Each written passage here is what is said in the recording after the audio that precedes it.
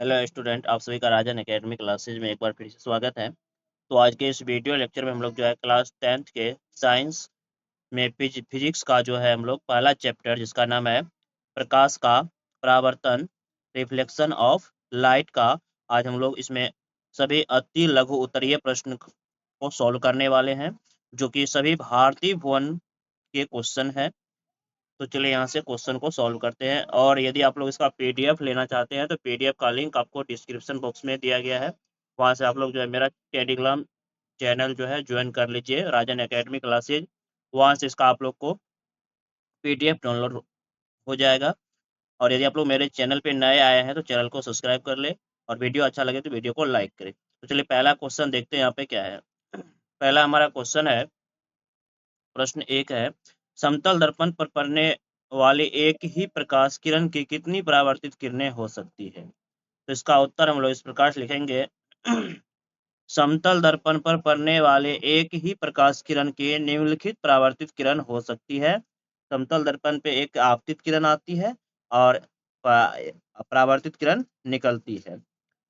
उसके बाद अगला क्वेश्चन है, दूसरा नंबर, समतल दर्पण पर लंबवत पड़ने वाली किरण किस प्रकार परावर्तित होती है? तो इसका उत्तर लिखेंगे, समतल दर्पण पर लंबवत पड़ने वाले प्रकाश की किरण परावर्तन के बाद उसी पथ पर वापस लौट जाती है। मतलब अगर सीधा ऐसे, जैसे मान लेते हैं ये अगर समतल दर्पण है, तो इस समतल दर्पण पे जैसे ही आपतित किरण इससे आएगा, सीधा लंबवत आएगा। लंबवत मतलब 90 डिग्री का कोण बनाते हुए अगर आएगा, जैसे ही आएगा उसी पथ पर वापस फिर क्या होगा, लौट जाएगा समतल दर्पण में। उसके बाद अगला क्वेश्चन है, तीसरा नंबर, समतल दर्पण पर अभिलंब आपतन के लिए परावर्तन कोण का मान क्या होगा? समतल दर्पण पर अभिलंब, मान लेते हैं एक समतल दर्पण है, ये एक समतल दर्पण है और इस समतल दर्पण पर कोई किरण आपतित हो रही है अभिलंबवत, ठीक है। तो आपतित किरण जो यहाँ पे आपतित किरण हुआ और इसी पथ पर वापस चला जाएगा, परावर्तित किरण हो जाएगा। तो यहाँ बोला है आपतन के लिए परावर्तन कोण कितना होगा? इसका आपतन कोण और परावर्तन कोण क्या होगा? 0 होगा। आपतन कोण मान कितना होगा? इसका उत्तर यहाँ पे लिख देना है। इसका उत्तर क्या होगा? 0 डिग्री होगा।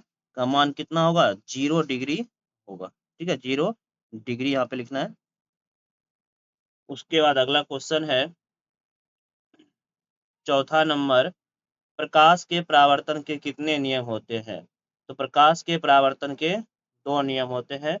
बताए थे, अगर इस प्रकार से कोई समतल दर्पण है तो समतल दर्पण पर पड़ने वाली आपतित किरण ये अभिलंब हुआ, और इस पर पड़ने वाली ये आपतित किरण अभिलंब, और परावर्तित किरण ये जो आता है किरण, इसको हम लोग बोलते हैं आपतित, जो निकलता है उसको परावर्तित, और ये जो लंब खिंचा अभिलंब, तीनों एक ही तल पे होता है। उसके बाद आपतन कोण और परावर्तन कोण दोनों क्या होता है? आई बराबर होता है आर के, ठीक है। उसके बाद अगला चौथा नंबर हो गया। अगला पांचवा नंबर क्वेश्चन क्या है? पांचवा नंबर क्वेश्चन है, समतल दर्पण से वस्तु दूरी और प्रतिबिंब दूरी में क्या संबंध है? तो बताए थे, अगर कोई समतल दर्पण है, मान लेते हैं ये अगर समतल दर्पण है, तो समतल दर्पण में ये इसका प्रधान अक्ष है। समतल दर्पण में कोई वस्तु जितना आगे रहेगा उतना ही पीछे प्रतिबिंब बनेगा। तो प्रतिबिंब जो बनेगा इसका उतना ही पीछे बनेगा। तो प्रतिबिंब दूरी और वस्तु दूरी क्या होगा? दोनों बराबर होगा। तो इसका उत्तर लिखेंगे, वस्तु दूरी बराबर होगा प्रतिबिंब दूरी के। उसके बाद अगला क्वेश्चन है, छठा नंबर क्वेश्चन, गोलीय दर्पण कितने प्रकार की होती है, उनके नाम लिखे। तो इसका उत्तर लिखेंगे, गोलीय दर्पण निम्नलिखित 2 प्रकार के होते हैं। एक होता है अवतल दर्पण, एक होता है उत्तल दर्पण। उसके बाद अगला क्वेश्चन है, 7 नंबर का, गोलीय दर्पण के मुख्य अक्ष क्या है?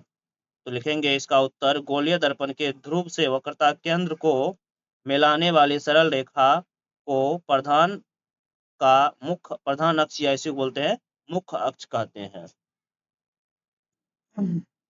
गोलीय दर्पण में वक्रता केंद्र और ध्रुव को मिलाने वाली रेखा को क्या कहेंगे? मुख्य अक्ष या प्रधान अक्ष कहेंगे। उसके बाद अगला क्वेश्चन है, अवतल दर्पण के फोकस की परिभाषा देना है।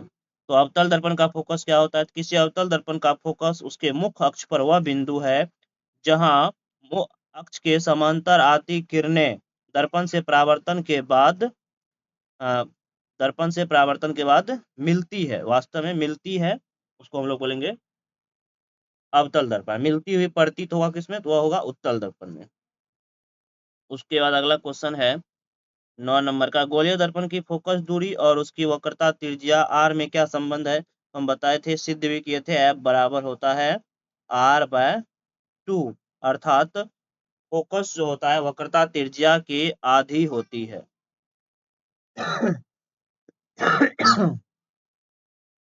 उसके बाद अगला क्वेश्चन है 10 नंबर का, एक दर्पण का नाम बताइए जो वस्तु का सीधा और आवर्धित प्रतिबिंब देता है। तो इसका समतल दर्पण ले सकते हैं। समतल दर्पण जो है वस्तु का प्रतिबिंब जो है कैसा बनाता है? सीधा बनाता है और आवर्धित बनाता है। या अवतल दर्पण में बनता है लेकिन हमेशा नहीं बनता है, उत्तल दर्पण बनता है लेकिन छोटा बनता है। ठीक है। उसके बाद अगला क्वेश्चन है 11 नंबर का, एक अवतल दर्पण द्वारा आभासी प्रतिबिंब बनाने के लिए वस्तु को कहाँ होना चाहिए? तो हम देखे थे अगर अलग अलग स्थिति में जब वस्तु को रखे थे तो प्रतिबिंब जो सीधा बना था एक ही कंडीशन में बना था जब वस्तु ध्रुव और फोकस के बीच था। तो लिखेंगे इसका उत्तर, एक अवतल दर्पण द्वारा आभासी प्रतिबिंब बनने के लिए वस्तु बिंब का स्थान ध्रुव तथा फोकस के बीच होना चाहिए। वस्तु या बिंब का स्थान जो है ना कि वस्तु को कहाँ रखना पड़ेगा? ध्रुव पर या और फोकस के बीच में रखना पड़ेगा, तब जो है वस्तु सीधा बनेगा या आभासी प्रतिबिंब बनेगा। उसके बाद अगला क्वेश्चन है 12 नंबर का, यदि कोई वस्तु किसी अवतल दर्पण के वक्रता केंद्र पर रखी हो तो उसका प्रतिबिंब कहाँ और कैसा बनता है? तो बताए थे अगर कोई प्रतिबिंब, अगर अवतल दर्पण में ना, अवतल दर्पण बनाए थे, इस तरह से अवतल दर्पण लिए थे। अवतल दर्पण में अगर कोई वस्तु वक्रता केंद्र पर रहेगा उसका प्रतिबिंब जो है वक्रता केंद्र पर ही बना था, सब थ्योरी में हम किए हैं। तो इसका उत्तर हम लोग लिखेंगे, यदि कोई वस्तु किसी अवतल दर्पण के वक्रता केंद्र पर रखी हो तो उसका प्रतिबिंब वक्रता केंद्र पर ही बनता है। और ये प्रतिबिंब जो होता है जितना बड़ा वस्तु होता है उतना बड़ा प्रतिबिंब भी बनता है, वस्तु के आकार के बराबर प्रतिबिंब बनता है। ठीक है। तो लेकिन उल्टा बनता है, तो यह प्रतिबिंब वास्तविक उल्टा और वस्तु के आकार के बराबर बनता है। जितना वस्तु का ऊंचाई होता है उतना ही प्रतिबिंब की ऊंचाई होती है, मतलब वस्तु का आकार और प्रतिबिंब का आकार बराबर होता है लेकिन उल्टा होता है। उसके बाद अगला क्वेश्चन है 13 नंबर का, वस्तु दूरी u का चिन्ह क्या होगा जब एक अवतल दर्पण के सामने किसी वस्तु को रखेंगे? तो अवतल दर्पण में जो है वस्तु दूरी बताए थे, अवतल दर्पण में वस्तु दूरी क्या होता है? ऋणात्मक होता है। वैसे हम ये भी बताया कि अवतल दर्पण है तो अवतल दर्पण कुछ इस प्रकार से होता है, अवतल दर्पण जिसका परावर्तक पृष्ठ धसा होता है। और हमें चिन्ह परिपाठी में पढ़े हैं, अगर मान लेते हैं यहाँ पे कोई वस्तु है, इधर यहाँ से वस्तु कोई इस दर्पण को देखेगा तो आपतित प्रकाश की दिशा में मापी गई दूरी धनात्मक होता है, लेकिन वस्तु दूरी यहाँ पे u है तो हम नाप रहे हैं बस आपतित प्रकाश की दिशा, आपतित प्रकाश की किरण की दिशा इधर है, लेकिन हम दूरी हमेशा दूरी दूरी जो है मापेंगे, वस्तु दूरी ध्रुव से मापेंगे इधर, तो आपतित प्रकाश की किरण के विपरीत दिशा में माप रहे हैं, तो इसलिए वस्तु दूरी क्या होगा? ऋणात्मक होगा। उसके बाद अगला क्वेश्चन है 14 नंबर का, नॉमरिकल क्वेश्चन पूछा गया है, 10 सेंटीमीटर फोकस दूरी वाले अवतल दर्पण से 15 सेंटीमीटर दूरी पर रखी प्रतिबिंब की प्रकृति क्या होगी? यहाँ पर देखो 10 सेंटीमीटर फोकस दूरी वाले, फोकस एफ दिया हुआ है यहाँ पे, 10 सेंटीमीटर फोकस दूरी वाले अवतल दर्पण है। फोकस जो अवतल दर्पण का माइनस में होता है तो माइनस का 10 लेंगे। उसके बाद अवतल दर्पण से 15 सेंटीमीटर दूरी पर रखी गई है। वस्तु दूरी क्या होता है अवतल दर्पण में? माइनस में होता है कितना? 15 सेंटीमीटर। उसके बाद यहाँ पे क्या निकालना है? प्रतिबिंब की प्रकृति क्या होगी? प्रतिबिंब निकालना है ना। तो हम जानते हैं 1/f बराबर फॉर्मूला होता है 1/v प्लस 1/u होता है। तो यहाँ से 1/f कितना है? ये 1/-10 करेंगे यहाँ पे सोल्व भी किया हुआ है। 1/-10 बराबर 1/v प्लस का 1/-15। तो यहाँ से 1/v का मान जो आएगा क्या आएगा, यहाँ से अच्छा प्रतिबिंब अवतल दर्पण है ना, अवतल दर्पण से 15 सेंटीमीटर दूरी पर रखी गई है वस्तु की प्रकृति क्या होगी। यहाँ पे माइनस बनेगा, ये कैलकुलेशन जो है गलत किया हुआ है, ठीक है। यहाँ पे 1/v जो आएगा माइनस में, यहाँ पे इसका मान आएगा, यहाँ पे हम सोल्व कर देते हैं।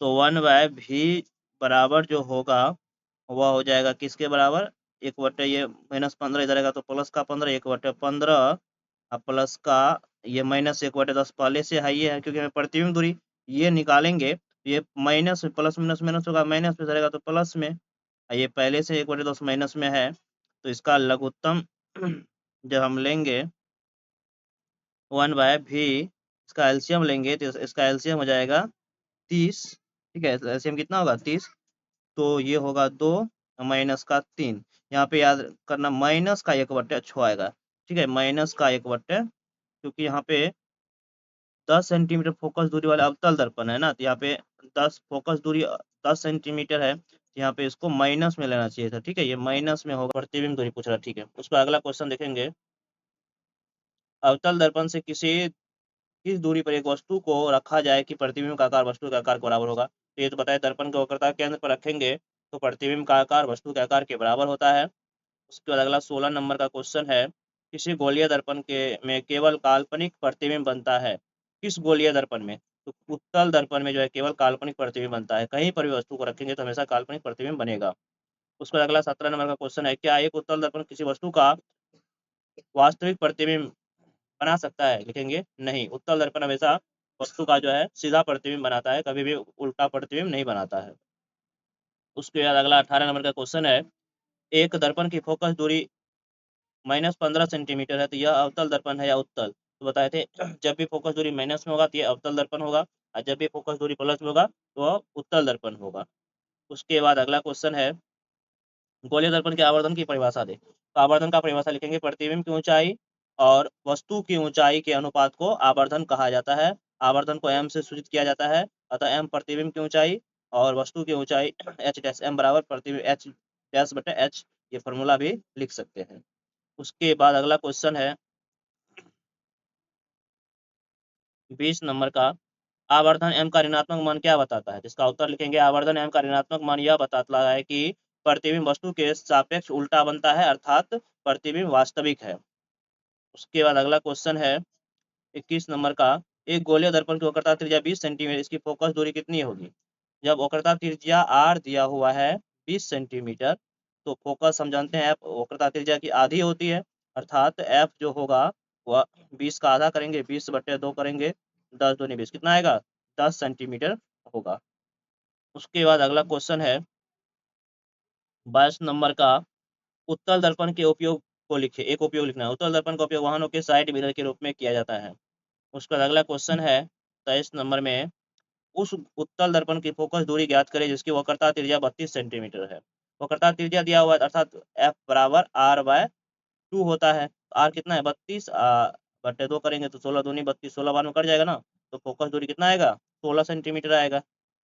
उसके बाद अगला क्वेश्चन है 24 नंबर का, काल्पनिक प्रतिबिंब से आप क्या समझते हैं। इसका उत्तर लिखेंगे, किसी बिंदु स्रोत से आती किरणें परावर्तन के बाद जिस बिंदु से आती हुई प्रतीत होती है उसे उस बिंदु का काल्पनिक या आभासी प्रतिबिंब कहते हैं, आती हुई प्रतीत होता है। और उत्तल दर्पण की फोकस दूरी ज्ञात करें जिसकी त्रिज्या 32 सेंटीमीटर होती है। अच्छा, इस क्वेश्चन तो रिपीट हो गया, ये क्वेश्चन तो पहले सॉल्व कर लिए थे। प्लस का 16 सेंटीमीटर होगा, उत्तल है तो प्लस का 16 होगा, अवतल रहेगा तो माइनस का 16 होगा, ठीक है। उस पर अगला क्वेश्चन है 25 नंबर का, समतल दर्पण में आवर्धन m बराबर +1 का क्या अर्थ है। इसका उत्तर लिखेंगे, समतल दर्पण में आवर्धन m बराबर +1 का अर्थ है कि प्रतिबिंब का आकार वस्तु के आकार के बराबर, और m धनात्मक चिन्ह बताता है कि प्रतिबिंब वस्तु के सापेक्ष सीधा है। उसके बाद अगला क्वेश्चन है 26 नंबर का, एक गोलीय दर्पण जिसका वक्रता केंद्र C है, एक किरण ACB आपतित होती है, यह किस दिशा में परावर्तित होगी। लिखेंगे इसका उत्तर, एक गोलीय दर्पण जिसकी वक्रता त्रिज्या C है, एक किरण ACB आपतित होती है, तो वह उसी दिशा में आपतित होगी, मतलब उसी दिशा में लौट जाएगी। उसके बाद अगला हमारा लास्ट क्वेश्चन है, अवतल दर्पण के कोई दो उपयोग लिखिए। तो अवतल दर्पण के उपयोग लिखेंगे इस प्रकार से, लिखेंगे अवतल दर्पण का उपयोग हजामती अर्थात दाढ़ी बनाने के लिए दर्पण के रूप में किया जाता है। दूसरा, टॉर्च वाहनों के हेडलाइटों तथा सर्च लाइटों में अवतल दर्पण का परावर्तकों के रूप में उपयोग किया जाता है। तो इस प्रकार से हमारा जो था 27 क्वेश्चन था, इसमें अति लघु उत्तरीय प्रश्न था, पहला चैप्टर प्रकाश के परावर्तन का, इसको हम लोग सॉल्व किए हैं। उसके बाद अगले वीडियो लेक्चर हम लोग जो है लघु उत्तरीय प्रश्न को देखेंगे। ठीक है, वीडियो अगर अच्छा लगा हो तो वीडियो को लाइक करें, हमारे चैनल पे नए